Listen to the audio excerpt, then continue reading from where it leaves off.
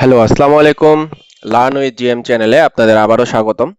বিগত ভিডিওতে আমরা ইউনিটি ডিফল্ট লেআউট সম্পর্কে জেনেছি। আজকে ওই লেআউটের বিভিন্ন রকমের যে কার্যাবলী আছে তার অ্যাডভান্স লেভেলের কিছু জিনিসপত্র আমরা আজকে দেখব।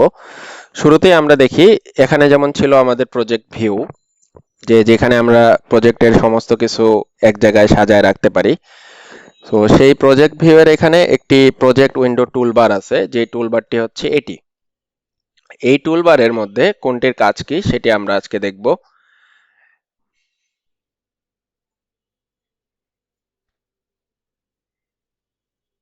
তো সর্বপ্রথম আছে এখানে আমাদের ক্রিয়েট মেনু। যে ক্রিয়েট মেনুতে আপনি যদি ক্লিক করেন তাহলে এখানে আপনি আপনার প্রজেক্ট ফোল্ডারে কি কি ধরনের জিনিসপত্র ক্রিয়েট করতে আছেন সবকিছু আছে। যেমন আপনি চাইলে ফোল্ডার ক্রিয়েট করতে পারবেন, আপনি চাইলে স্ক্রিপ্ট, শেডার, টেস্টিং এই সমস্ত জিনিসপত্র এখানে ক্রিয়েট করতে পারবেন। তারপর আছে আমাদের এখানে সার্চ মেনু, যে আপনার এখানে প্রজেক্ট যখন খুব বড় হয়ে যাবে, হেভি হয়ে যাবে, তখন আপনি কোনো কিছু সার্চ করে বের করতে পারবেন। যেমন আপনি যদি চান যে আপনি সিন চাচ্ছেন, সো আপনি সিনের নাম দিয়ে সার্চ দিলে এখানে সার্চ করে বের করতে পারবেন। বা এখানে সার্চিং এর আরো কিছু নিয়ম আছে, যেমন আপনি যদি স্পেসিফিক চান যে আপনার এই প্রজেক্টে কতগুলো সিন আছে টোটাল, তাহলে আপনি টি কলন সিন লিখে যদি সার্চ দেন তাহলে স্পেসিফিক আপনার এই প্রজেক্টের মধ্যে কতগুলি সিন আছে সেই সিনগুলি সব চলে আসবে। টি কলন আপনার কাঙ্ক্ষিত জিনিসটা, যেমন আপনি যদি চান মেটেরিয়াল বের করবেন, সো মেটেরিয়ালস লিখে সার্চ দিলে আমাদের মেটেরিয়াল এই প্রজেক্টে কতগুলি ইউজ হয়েছে সবগুলো চলে আসবে। যেমন আমাদের এখানে একটি মাত্র মেটেরিয়াল আছে, নিউ মেটেরিয়াল, যেটি মেটেরিয়াল ফোল্ডারের মধ্যে আছে। একটি মাত্র সিন আছে, যেটি স্যাম্পল সিন এখানে আছে, নিউ ফোল্ডারের মধ্যে অ্যাকচুয়ালি কিছু নাই। সো সার্চিং এর ক্ষেত্রে এই জিনিসটা অনেক হেল্পফুল, এটি মনে রাখবেন। টি কলন আপনার কাঙ্ক্ষিত সেই জিনিস, মেটেরিয়াল হতে পারে, সিন হতে পারে, স্ক্রিপ্টস হতে পারে। তারপরে যেটি আছে সেটি হচ্ছে সার্চ বাই টাইপ, আপনি টাইপ অনুযায়ী সার্চ করতে পারবেন। তারপরে আছে সার্চ বাই লেভেল, লেভেল অনুযায়ী সার্চ করতে পারবেন। এবং কোনো কিছু সার্চ করার পরে যেমন যদি আপনার সেটি সেভ করার দরকার হয়, যেমন আপনি ধরলাম যে আমি সিন লিখে সার্চ দিছি, আমার এটি সেভ করে রাখতে হবে। সো আপনি চাইলে এখানে সেভ স্টার বাটনে ক্লিক করে সেভ করে রাখতে পারবেন আপনার নেম দিয়ে। যেমন হচ্ছে আপনি সিন দিয়ে এটি সেভ করে রাখলেন, পরে চাইলে আপনি যে কোনো মোমেন্টে এটি সাথে সাথে বের করে নিতে পারবেন। এবং আরেকটি আছে number of hidden packages. Packages basically হচ্ছে আমাদের এই প্রজেক্টের মধ্যে ইউজড হয়, কিন্তু আমাদের ডিরেক্টলি প্রজেক্টে বা এসেট ফোল্ডারে কানেক্টেড না। সেটি আমরা হচ্ছে আরো সামনের ভিডিওতে আরো ভালোভাবে দেখবো। সেই প্যাকেজেস গুলোকে আপনি চাইলে হাইড করে রাখতে পারেন বা ওপেন করে রাখতে পারেন। এটি হচ্ছে প্রজেক্ট ফোল্ডারের এই সার্চ বার। পরবর্তীতে আমরা যদি দেখি তাহলে এই উপরে যে এই জিনিসগুলো দেখা যাচ্ছে সিন ভিউয়ের মধ্যে এই জিনিসগুলো নিয়ে আমরা একটু দেখি। যেমন শুরুতেই আছে হ্যান্ড টুল যখন আপনি সিলেক্ট করবেন তখন আপনি এই সিনের মধ্যে একটা হ্যান্ডের মতো অপশন আসবে এবং আপনি চারপাশে ঘুরে দেখতে পারবেন। সিলেকশন টুল মানে আপনি স্পেসিফিক কাউকে সিলেক্ট করার পরে কাউকে যদি মুভ করতে হয়, সো সিলেকশনের জন্য এটি ইউজ হয়। তারপরে রোটেট টুল, আপনি কাউকে সিলেক্ট করার পরে কাউকে যদি রোটেট করতে চান, এটি দিয়ে আপনি তাকে রোটেট করতে পারবেন। স্কেল টুল, আপনি যদি কাউকে স্কেল করার দরকার হয়, বড় বড় বা ছোট করার দরকার হয়, তাহলে আপনি এখানে বড় বা ছোট করতে পারতেছেন। আর এখানে আরেকটি টুল আছে, সেটা হচ্ছে রেক টুল। এটি বেসিক্যালি হচ্ছে 2D স্প্রাইট সেট আপ করার জন্য, এবং ইউআই যখন আমরা সেট আপ করবো ইউনিটি ইন্টারফেসের থেকে, ইউআই ইন্টারফেস, তখন হচ্ছে এই রেক টুলটা সবচেয়ে বেশি ব্যবহৃত হয়। আরেকটি আছে তিনটাই এক জায়গায় কম্বাইন করা, আপনি চাইলে মুভ করতে পারবেন, রোটেটও করতে পারবেন এবং সাথে সাথে স্কেলও একসাথে করতে পারবেন। আরেকটি আছে কাস্টম এডিটর টুল, এটি হচ্ছে আমাদের অ্যাডভান্স লেভেলের একটা জিনিস। সো সামনের ভিডিওতে গুলোতে আমরা এটি দেখবো, এবং কারেন্টলি জাস্ট হালকা একটু হিন্টস দিয়ে রাখি। সেটা হচ্ছে আমাদের এই সিনের মধ্যে যদি কোনো কাস্টম এডিটেবল কোনো জিনিস থাকে, সেই জিনিসটাকে আমরা এটা দিয়ে করতে পারবো। এডিট বক্স কোলারে যেমন আমাদের এই সিনে কারেন্টলি আছে এই জিনিসটা, যে এটা হচ্ছে এডিটেবল। সো আমরা চাইলে এই বক্স কোলাইডারটা যে কোনো চারপাশে এডিট করতে পারি। সো আমাদের গেমের রিকোয়ারমেন্ট অনুযায়ী এই জিনিসগুলো মাঝে মাঝে চেঞ্জ করার দরকার হয়, বা হচ্ছে কলাইডার অ্যান্ড এভরিথিং হচ্ছে কাস্টমাইজেবল করার দরকার হয়। তো সেই ক্ষেত্রে এটি আমাদের খুব ভালোভাবে কাজে দিবে। এটার ডিফারেন্সটা আমি একটু বলি। ধরলাম আমি যদি একে শুরুতে এখানে একটি কলাইডার লাগানো আছে, কলাইডার কি বা এটি কেন ব্যবহৃত হয়, কিভাবে ব্যবহৃত হয়, এগুলো আমরা সামনের ভিডিওতে আরো ভালোভাবে দেখব। সো এটি কাস্টমাইজেবল, যেমন আমি যদি এই কলাইডারটাকে ইনক্রিজ করি তাহলে সে কিন্তু চারপাশে একবারে ইনক্রিজ করে। হ্যাঁ, যেমন দেখেন স্পেসিফিক এক্স অ্যাক্সিসে বাড়াচ্ছি, এক্স অ্যাক্সিসের দুপাশেই বাড়াচ্ছে, কিন্তু আমি চাই যে দুপাশে না শুধু এক পাশে বাড়াবো। সেই ক্ষেত্রে আমরা এই কাস্টম এডিটরে গিয়ে দেখা গেছে আমার শুধু এই পাশে বাড়ানোর দরকার, আমি শুধু এই পাশে বাড়াইতে পারতেছি। দেখেন এই পাশেরটা বাড়তেছে না, স্পেসিফিক একটা বাড়তেছে। আমি আবার একটু দেখাই, দেখেন শুধু স্পেসিফিক একটা বাড়তেছে। সো গেমের রিকোয়ারমেন্ট অনুযায়ী এটি আমাদের হচ্ছে বিভিন্ন রকম ভাবে সাজাইতে হয়। সো সেই ক্ষেত্রে আমরা এটি দেখব। পরবর্তীতে এখানে আছে pivot point. Pivot point basically হচ্ছে ভরকেন্দ্র। ভরকেন্দ্র মানে একটা অবজেক্ট কার উপর বেস করে রোটেট করবে, স্কেল করবে বা মুভ করবে, সেটি হচ্ছে পিভট পয়েন্ট। সো এখন কারেন্টলি বা ইনিশিয়ালি হচ্ছে সমস্ত অবজেক্টের, আমাদের যে সকল গেম অবজেক্ট ক্রিয়েট করে এখানে সমস্ত অবজেক্টের পিভট পয়েন্ট মিডিলে থাকে বা সেন্টার পজিশনে থাকে। সো গেমের রিকোয়ারমেন্ট অনুযায়ী দেখা যায় যে এই পিভট পয়েন্ট আমাদের বিভিন্ন সময় বিভিন্ন দিকে সাইডে সরায় নিতে হয়, বা কর্নারে নিতে হয়, বা এই পাশে নিতে হয়, এই পাশে নিতে হয়, এই কর্নারে নিতে হয়, এই কর্নারে। সো তখন হচ্ছে এই পিভট পয়েন্টটাকে চেঞ্জ করা যায়। কিভাবে পিভট পয়েন্ট চেঞ্জ করা যায় বা কাস্টম পিভট পয়েন্ট কিভাবে ক্রিয়েট করা যায়, এই জিনিস সম্পর্কে আমরা আলাদা ভিডিও আবার ক্রিয়েট করব। সো আপাতত জাস্ট বেসিকটা জেনে রাখি। তারপরে আছে যেটা লোকাল আর গ্লোবাল পজিশন। যেটা লোকাল এবং গ্লোবাল পজিশন যেটা হচ্ছে, আমি জাস্ট হালকা হিন্টস বলে রাখি। লোকাল মানে হচ্ছে আপনার নিজের পজিশন, মানে হচ্ছে আপনার, ধরলাম আমি কিউবের মধ্যে আরেকটি অবজেক্ট ক্রিয়েট করছি, ধরলাম এই স্ফিয়ার, যেটা হচ্ছে এই কিউবের মধ্যে আছে। হ্যাঁ, সো এই কিউব, এই স্ফিয়ারটা বা এই এই জিনিসটা যখন আমি মুভ করাচ্ছি, সে কিন্তু আরেকজনের পার্সপেক্টিভে আছে, এটার পার্সপেক্টিভে। সো এটা হচ্ছে তার লোকাল পজিশন। কিন্তু আমি যখন এই কিউবটাকে মুভ করাচ্ছি, এটা হচ্ছে তার গ্লোবাল পজিশন। সো এটার সামারিটা হচ্ছে এমন যে গ্লোবাল মানে হচ্ছে আপনার রিয়াল ওয়ার্ল্ডে আপনার যে পজিশন মুভটা হইতেছে, বা আপনার পজিশন রোটেশন বা স্কেল যেটা আছে, সেটা হচ্ছে আপনার রিয়াল ওয়ার্ল্ড বা গ্লোবাল যেটাকে বলতেছি। আর লোকাল হচ্ছে যেটা কারো পার্সপেক্টিভে, মানে অন্য কারো রিসপেক্টে আপনি যখন মুভ করতেছেন, বা কারো রিসপেক্টেবল পজিশনের এগেনস্টে আপনি মুভ করতেছেন, রোটেট করতেছেন, স্কেল করতেছেন, সেটা হচ্ছে লোকাল পজিশন। গ্লোবাল আর লোকাল এই জিনিসটার পার্থক্য বা এই জিনিস নিয়ে আমরা বিস্তারিত ভিডিও সামনের ভিডিওতে আবার হচ্ছে দিব। সো এটা হচ্ছে মোটামুটি বেসিক।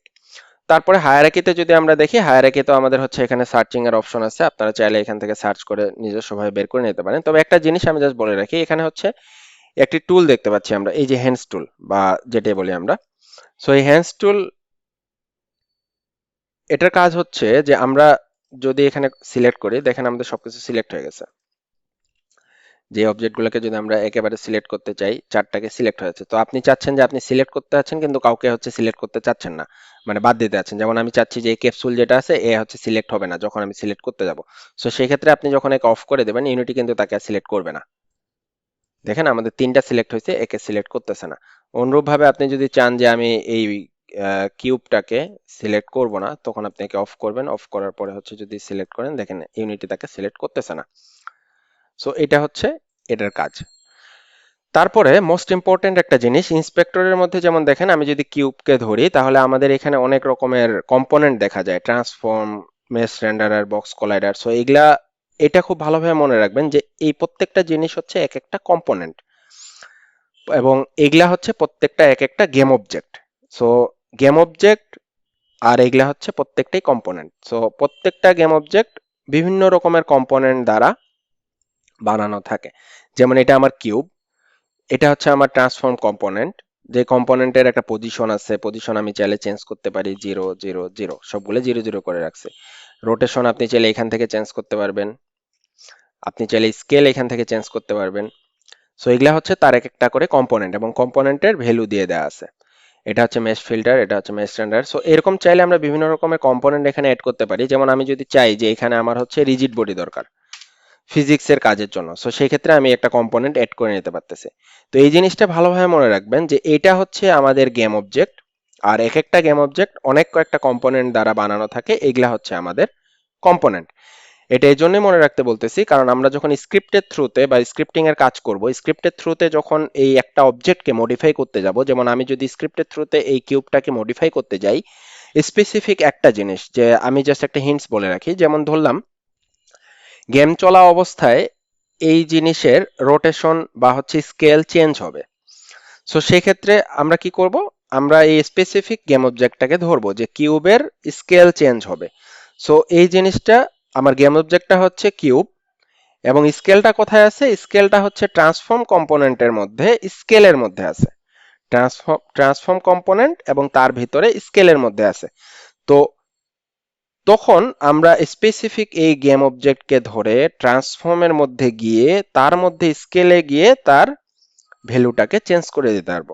এই জন্যই এই জিনিসটা খুব ভালোভাবে মনে রাখবেন যে এই সিন ভিউতে আমাদের যেটা আছে প্রত্যেকটাই এক একটা গেম অবজেক্ট, আর প্রত্যেকটা গেম অবজেক্টের আলাদা আলাদা যে কম্পোনেন্ট দ্বারা সে গঠিত, এই কম্পোনেন্ট গুলাকে আমরা স্ক্রিপ্টের থ্রুতে কাস্টমাইজ করতে পারি বা আমাদের প্রয়োজন অনুযায়ী মডিফাই করে নিতে পারি। এই জিনিসটা খুব ভালোভাবে মনে রাখবেন।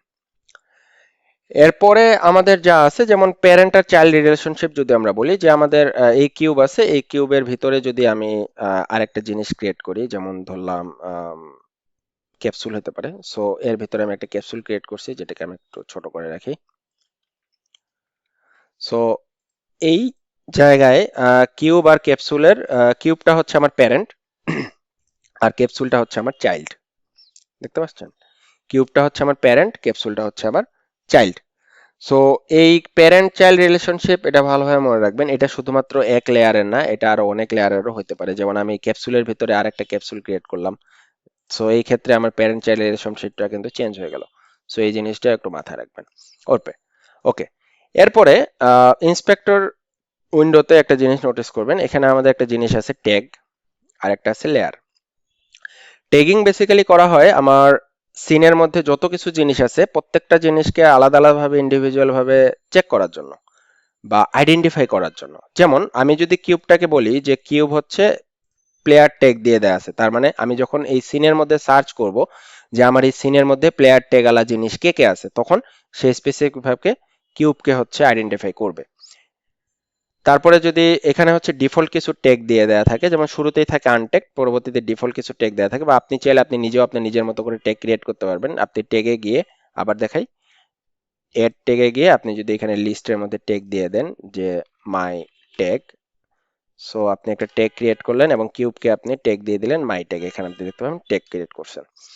অনুরূপভাবে আপনি যদি হচ্ছে লেয়ার, লেয়ার জিনিসটা কি? লেয়ার হচ্ছে আপনার আমাদের রেন্ডারিং এবং রেকাস্টিং এর জন্য ইউজ করা হয়। রেন্ডারিং আর রেকাস্টিং কি জিনিস আমরা সামনের ভিডিওগুলোতে দেখব, যে কিভাবে রেকাস্ট করতে হয়, রেন্ডারিং এর সময় লেয়ার কিভাবে কাজ করে। সো আপাতত জাস্ট জেনে রাখি, রেন্ডারিং এবং লেয়ার রেকাস্টিং এর জন্য লেয়ারটা বেশি ব্যবহৃত হয়। সো আমরা চাইলে এখানে নতুন ভাবে লেয়ার ক্রিয়েট করে নিতে পারবো আমাদের মতো করে। সো এই হচ্ছে আমাদের ট্যাগ এবং এই হচ্ছে আমাদের লেয়ার।